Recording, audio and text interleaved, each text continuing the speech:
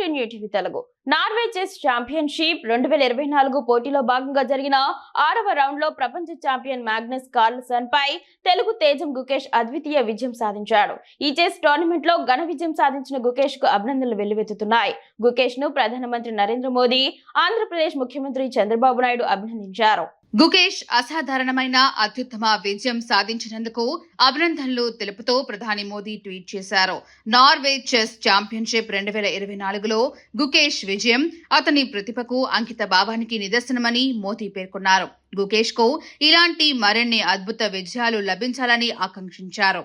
అలాగే ఆంధ్రప్రదేశ్ ముఖ్యమంత్రి చంద్రబాబు నాయుడు గుకేష్ కు ఎక్స్ వేదికగా శుభాకాంక్షలు తెలియజేశారు. ప్రపంచ ఛాంపియన్ మాగ్నస్ కార్ల్సన్ పై చరిత్రాత్మక విజయం సాధించిన గుకేష్ కు హృదయపూర్వక అభినందనలు అని పేర్కొన్నారు.